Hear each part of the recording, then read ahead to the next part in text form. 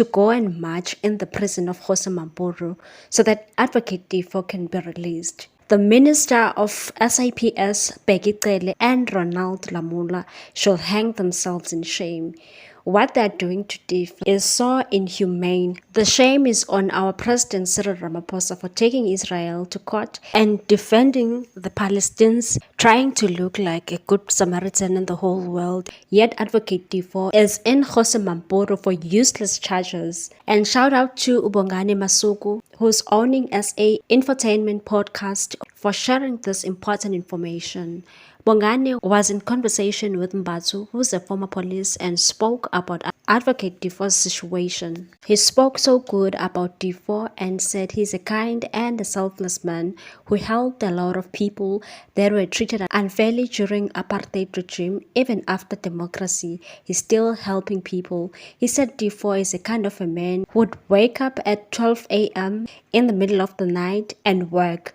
That's how dedicated he is. Mbata also spoke about how the apartheid system abused him, and he was suspended back in 1990 until this date. He never received anything. He also told Bongani that he also went to Difo so that he can help him with his unfair labor practice case, but the department told him straight that he must find another lawyer, not Difo, because they won't get their money.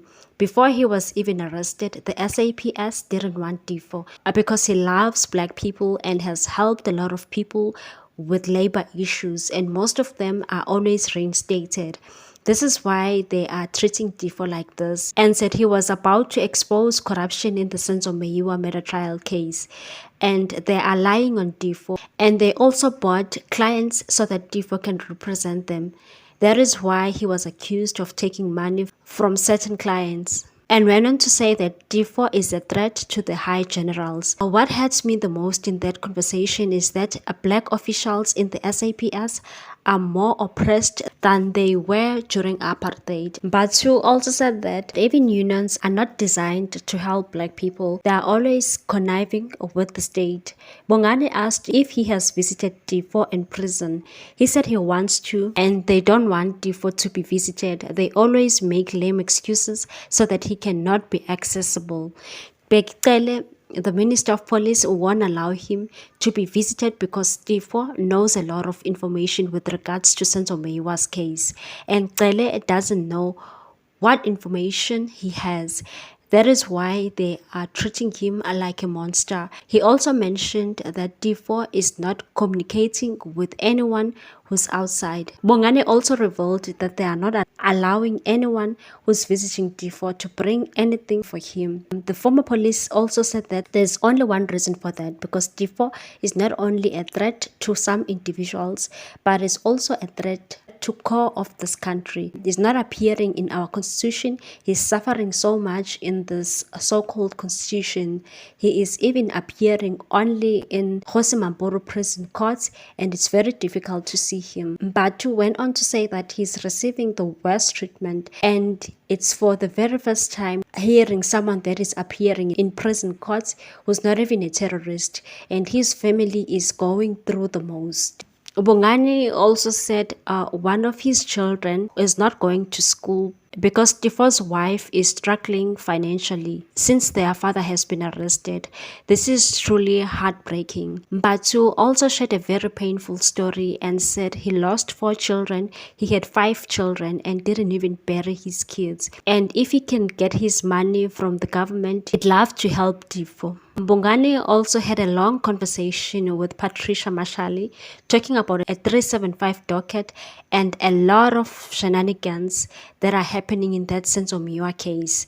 Patricia also shared the same sentiment that was shared by Mbatu and stated that the reason why Difo is in prison is because he knows that they cooked Senzo's case and implicated Brigadier Gininda, the state prosecutor George Baloyi, Shadrack Spear, a police officer, and also Peggy Cele. and said they knew that Defo was after them, so they had to act as soon as possible. They charged Defo with useless charges of trespassing, common assault. He was never charged on serious crimes. Remember, Defo was charged for trespassing in his own office, and he was allegedly charged for assaulting a security guard. Like, seriously, how can you be charged for entering into your own office? These people are so cruel. Patricia went on to say that the assault charges were withdrawn because no one came. Also said that the wife of Defo was informed from the LPC, which is Legal Practice Council, that a certain brigadier there and SAPS pressed charges against Defo. She then wrote a letter where Defo was exposing LPC, where he was charged on an unrelated charge. They didn't even bother to follow right procedure to arrest Defo. On top of that, Advocate Defo was struck off the roll without ever being found guilty of any offense. The LPC charged Defo on allegations of unrelated case number, and that case has nothing to do with Defo.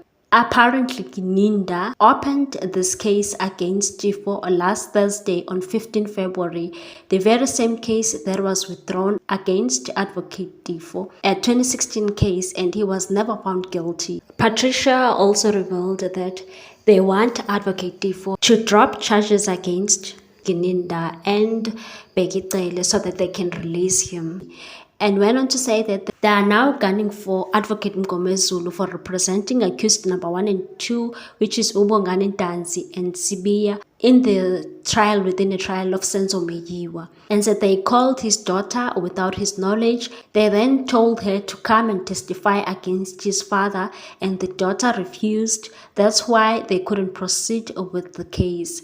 They wanted to arrest Mngomezulu on charges that were withdrawn long time ago. She even spoke about Defo's family and said sometimes there are days where they are not eating because there's no money, and Defo was a provider. What they are doing to Defo is so painful. If you'd like to help Defo and donate to his family, please donate to Bongani's account and check his podcast. I'll share the link on the description. Please let us try and help Advocate Defo, because even Advocate Tito Bane also said he can't help him because he doesn't have the resources. If we can at least donate, maybe he can get some help. He mustn't die in that prison for trying to expose the truth. We still want to know what really happened to Senzo Meyiwa on that fateful night on the 26th of October 2014. Thank you so much for watching. Please like, share and comment so that you can get more news on this channel.